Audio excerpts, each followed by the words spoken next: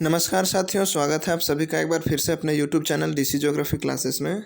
यदि चैनल पर नए हैं तो चैनल को सब्सक्राइब कर लीजिए और बेल आइकन प्रेस कर लीजिए ताकि हर नई वीडियो की नोटिफिकेशन आप तक आसानी से पहुंचती रहे। तो चलिए शुरू करते हैं आज का सेशन। और आज के सेशन में हम लोग बात करने वाले हैं झारखंड पीजीटी ज्योग्राफी का प्रीवियस ईयर क्वेश्चंस का सीरीज को। तो चलिए शुरू करते हैं आज का क्लास। और आज के क्लास का पहला प्रश्न आपके स्क्रीन पर है। क्वेश्चन ये पूछा गया है कि भारत में निम्नलिखित किस राज्य में इलायची का सबसे ज़्यादा उत्पादन होता है।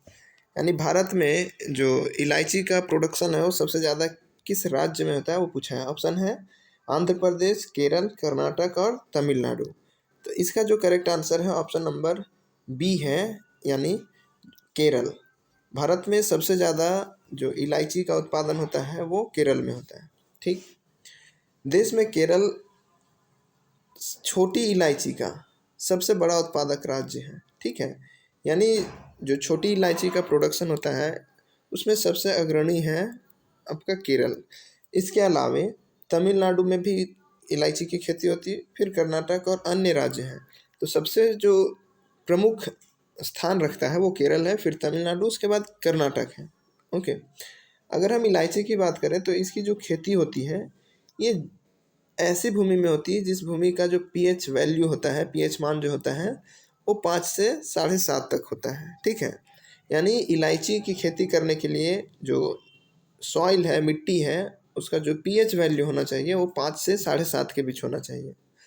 अब अगर मिट्टी कैसी होनी चाहिए, तो मिट्टी इसके लिए लाल दोमट मिट्टी होनी चाहिए, रेड रेगुर सॉइल होनी चाहिए। ठीक है, अब इलायची की बात करें तो ये एक उष्णकटिबंधीय जलवायु वाला पौधा है जिसमें इसका जो प्रोडक्शन होता है, उत्पादन होता है वो अच्छा होता है। ओके, नेक्स्ट क्वेश्चन देखते हैं।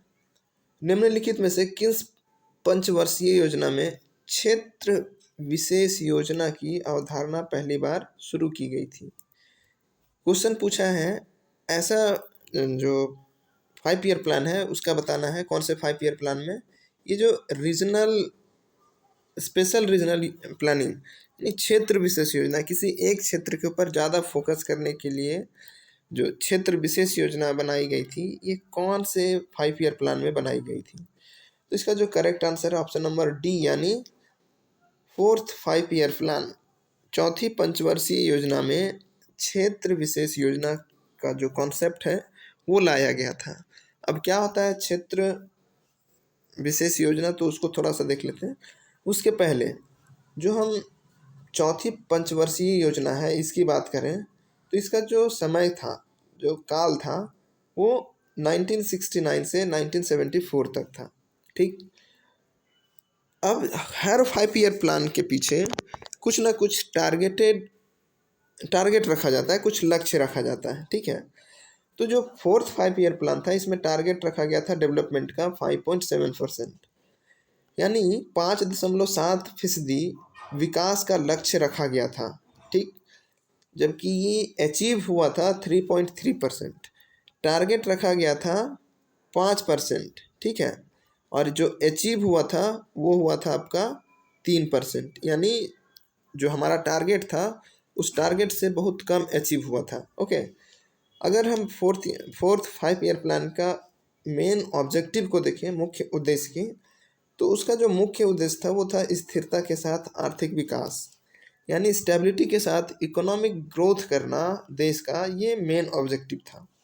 दूसरा ऑब्जेक्टिव इसका था कि आत्मनिर्भरता की अधिकाधिक प्राप्ति, यानी हम मैक्सिमम लोगों को सेल्फ डिपेंडेंट बनाए, आत्मनिर्भर बनाए, इसको लेके काम किया गया था। और अभी वर्तमान समय में हमारे प्रधानमंत्री जो हैं वो भी इस वर्ड को फिर से दोहराए हैं, आत्मनिर्भर भारत की जो संकल्पना है उसमें। अब जो आत्मनिर्भरता है, इससे एक चीज़ समझ में आता है कि अगर हम सेल्फ डिपेंडेंट हो जाते हैं तो हमें किसी चीज़ की नीड जो है वो फॉरेन ट्रेड्स पर यानी विदेशी व्यापार पर हमें इंडिपेंडेंट नहीं होना पड़ेगा, निर्भर नहीं रहना पड़ेगा, डिपेंडेंट नहीं होना पड़ेगा। ठीक है, तो जो आत्मनिर्भरता था, जो सेल्फ डिपेंडेंसी थी, इसको अधिक से अधिक प्राप्त करने का ऑब्जेक्टिव रखा गया था। ठीक, और यही वो 4th 5 ईयर प्लान है, चौथी पंचवर्षीय योजना है, जिसमें क्षेत्र विशेष योजना की शुरुआत की गई थी। अब क्षेत्र विशेष योजना कहने का तात्पर्य ये होता है कि किसी भी क्षेत्र का अगर विकास करना है तो पहले हम उसका डिमार्केट करेंगे कि ये क्षेत्र का एरिया कहाँ से कहाँ तक जाएगा। उस एरिया का डिमार्केट करने के बाद हम फिर उसके अकॉर्डिंग प्लान करेंगे और प्लान करके हम हर सेक्टर में उस क्षेत्र के हर सेक्टर में हम डेवलपमेंट के ऊपर फोर्स करेंगे, जोर देंगे। ओके, तो क्षेत्र विशेष योजना यानी पिछड़े से पिछड़े क्षेत्र का भी विकास करने का लक्ष्य रखा गया था। हालांकि इसमें काम बहुत कम हुआ था, तो उस जो लक्ष्य है, जो लक्ष्य रखा गया था, टारगेट रखा गया था, उस टारगेट को अचीव नहीं कर पाए, उसका आधा अचीव किया गया था। नेक्स्ट क्वेश्चन, 2011 की जनगणना के अनुसार भारत में बुजुर्गों की आबादी का प्रतिशत क्या है? यानी जो डिपेंडेंट पॉपुलेशन है जिसमें बच्चे और बूढ़े आते हैं, तो इसमें पूछा गया बुजुर्गों का यानी बूढ़ों की जनसंख्या प्रतिशत क्या थी पूरे देश में? 5.4%, 16.5%, 8.6% या 12.2%। तो इसका जो करेक्ट आंसर है वो 8.6%, यानी 8.5% से अधिक हमारे देश की कुल जनसंख्या वो बुजुर्गों का है। ओके, अब हम देखते हैं कि भारत में जो ओल्ड पॉपुलेशन है, जो बुजुर्गों की आबादी है, वो धीरे धीरे लगातार बढ़ती ही जा रही है। जो सर्वे हुए हैं, जो रिसर्च हुए हैं, उन आंकड़ों के अनुसार देखें तो देश में कुल जनसंख्या के प्रतिशत के रूप में बुजुर्गों की हिस्सेदारी 2011 के समय 8.6% थी। अब ऐसा 2011 की जनगणना के आधार पर ही प्रिडिक्ट किया जा रहा है, अनुमान लगाया जा रहा है कि आने वाला 2036 तक भारत में जो बुजुर्गों की आबादी है वो 12.5% हो जाएंगे। यानी जो बूढ़े लोग हैं उनकी संख्या धीरे धीरे बढ़ती ही जा रही है। स्वाभाविक सी बात है, जनसंख्या बढ़ रही है तो युवाओं का भी जनसंख्या बढ़ रहा है, तो जो पहले हैं बुजुर्ग होते जा रहे हैं पहले के लोग, तो उनकी भी संख्या बढ़ रही है। तो 2036 तक इसका अनुमान है कि 12.5% हो जाएगा और 2025 तक हमारा देश में बुजुर्गों की संख्या लगभग 20% यानी 19.5% से अधिक होने की उम्मीद है। लगभग हम मान लेते हैं 20% के आसपास होने का उम्मीद है। तो क्वेश्चन में पूछा गया था 2011 के अनुसार, तो वो था 8.6%। ओके, अब नेक्स्ट क्वेश्चन, झारखंड में उत्तल ढलान मार्ग का सबसे अच्छा उदाहरण कौन सा है? अब उत्तल ढलान क्या होता है? तो जैसे ये कोई एरिया है, कोई क्षेत्र है। अब इस क्षेत्र में ये जो रास्ता इस प्रकार का होता है, यानी स्लोप जिस क्षेत्र में होता है, ये जो क्षेत्र होता है ये उत्तल यानी कॉन्वेक्स जो स्लोप होता है उसके अंतर्गत आता है। तो झारखंड में कौन सा ऐसा रास्ता है जो ये कॉन्वेक्स यानी उत्तलता का बेस्ट एग्जाम्पल है? यानी रास्ता भी होगा तो पहाड़ों पर होगा या पठारी क्षेत्र में होगा और वो इस तरह का ढलुआ क्षेत्र में होगा। तो ऑप्शन है दामोदर बेसिन का, जगन्नाथ पहाड़ी का, धनबाद का, रांची बुंडू मार्ग का। तो यहाँ जो करेक्ट आंसर है ऑप्शन नंबर डी, यानी जो रांची से बुंडू का जो रास्ता है, जो सड़क मार्ग है, वो उत्तल ढलान वाला है, यानी कॉन्वेक्स इसका स्लोप है। और ये कॉन्वेक्स स्लोप होने के कारण जो रांची बुंडू का रोड है इसमें बहुत अधिक एक्सीडेंट होता है, गाड़ी अनियंत्रित हो जाती है, कंट्रोल में नहीं रह पाती है, जिसके कारण इस क्षेत्र में काफ़ी अधिक एक्सीडेंट देखने को मिलता है। ओके, तो ऑप्शन नंबर डी इसका करेक्ट आंसर हो जाएगा। नेक्स्ट क्वेश्चन की बात करें तो भारत के 23 राज्यों की 2007-8 रैंकिंग के अनुसार खपत आधारित मानव विकास सूचकांक में झारखंड का क्या स्थान था? क्वेश्चंस को ध्यान से पढ़िएगा, कंफ्यूजन नहीं होना है। यहाँ 28 राज्य नहीं बल्कि 23 राज्य के बारे में पूछा जा रहा है और 2011 नहीं बल्कि 2007-8 के अकॉर्डिंग पूछा जा रहा है। और यहाँ ह्यूमन डेवलपमेंट इंडेक्स में खपत आधारित यानी जो हम खपत कर रहे हैं, जिस चीज़ का हम खपत करते हैं किसी भी चीज़ का, उसके आधार पर। तो ऑप्शन है आपके पास 21, 15, 11 या 19। तो इसका जो करेक्ट आंसर है ऑप्शन नंबर डी है, यानी 19। 2007-8 की जो रैंकिंग आई थी SDI की, और वो था खपत आधारित, तो उसमें झारखंड का पूरे देश में 19वां स्थान था। अब यहाँ एक मन में प्रश्न आएगा कि यहाँ 23 है, भारत में तो 28 राज्य हैं, तो वो डाउट को भी क्लियर करते हैं। अब क्या है कि जो HDI है यानी ह्यूमन डेवलपमेंट इंडेक्स है, इसकी गणना करने के लिए कई तरीके हैं, यानी कई सारा पैरामीटर है जिसके आधार पर ह्यूमन डेवलपमेंट इंडेक्स का पैमाना तैयार किया जाता है। जिसमें सबसे जो इम्पोर्टेंट है वो है आपका इनकम का, आय का, ठीक है।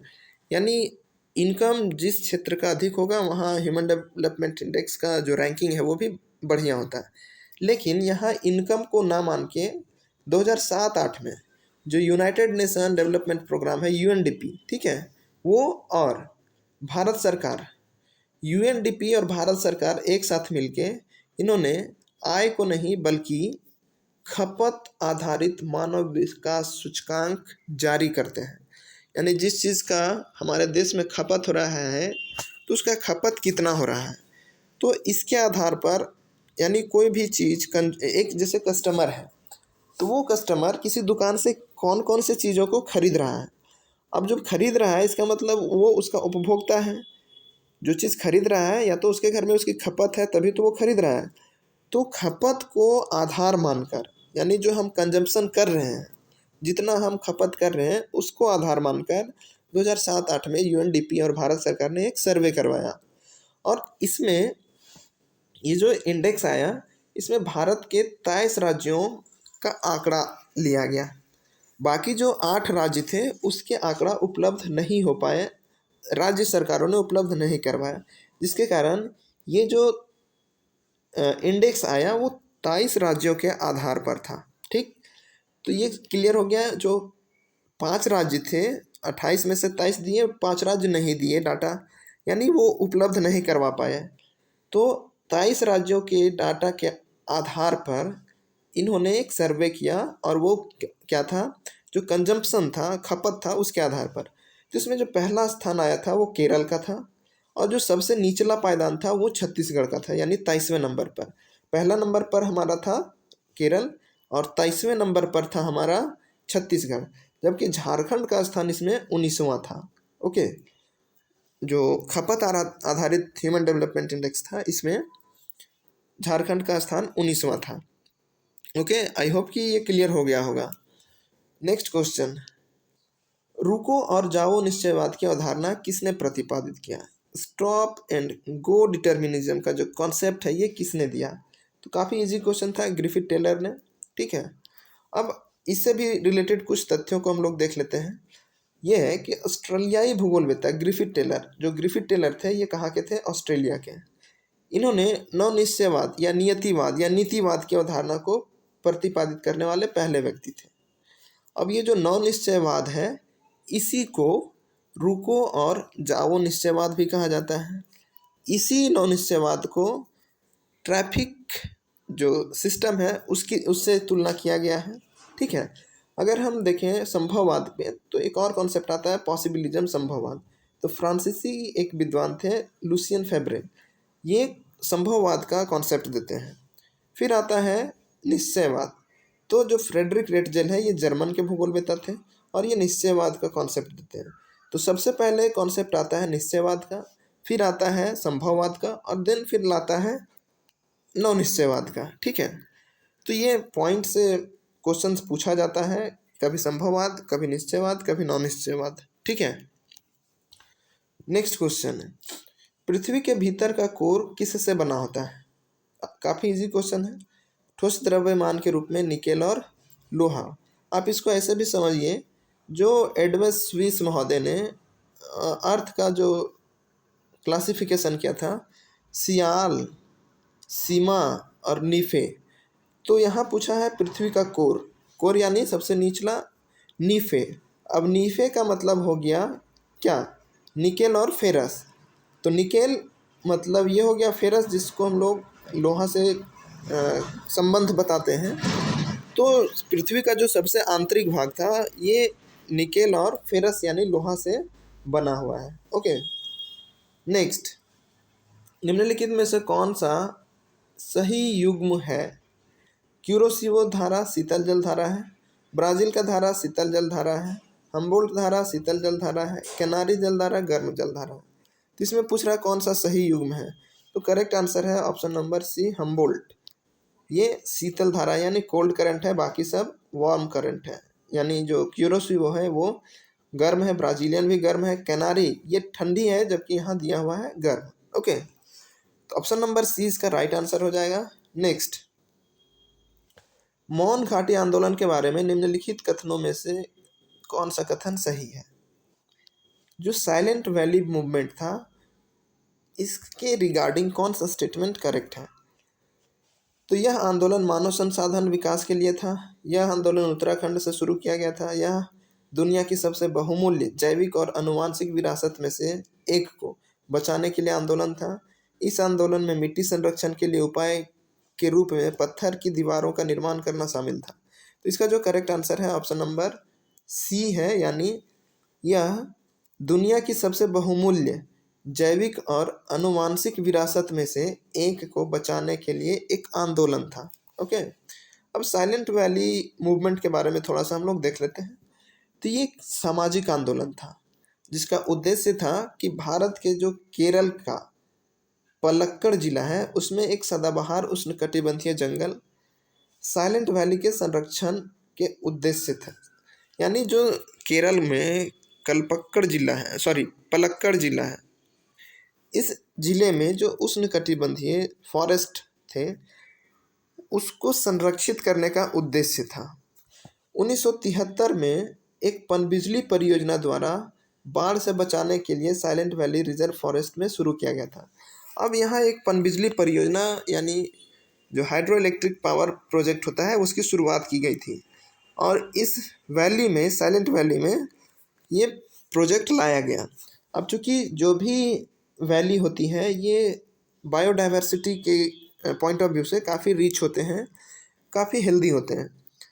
तो अगर हम यहाँ ये हाइड्रो पावर प्लांट इस्टेब्लिश कर दें तो इस क्षेत्र के आसपास जो भी बायोडाइवर्सिटी है वो सारा ख़त्म हो जाएगा। तो इस बायोडाइवर्सिटी को बचाने के लिए 1973 में साइलेंट वैली मूवमेंट को लाया गया था। ठीक, आई होप कि आपको समझ में आ गया होगा। तो यही था आज का हमारा एक सेशन। आई होप कि सेशन अच्छा आपको लगा होगा। अगर हमारे टेलीग्राम चैनल से नहीं जुड़े हैं तो वीडियो के टेलीग्राम चैनल का लिंक दिया हुआ है डिस्क्रिप्शन बॉक्स में, वहाँ से आप ज्वाइन कर सकते हैं। टाइम टू टाइम हर नोटिफिकेशन आपको मिलता रहता है। चैनल को सब्सक्राइब कर लीजिएगा, टेलीग्राम चैनल को ज्वाइन कर लीजिएगा। तो चलिए मिलते हैं हम फिर से नेक्स्ट सेशन में, तब तक के लिए धन्यवाद।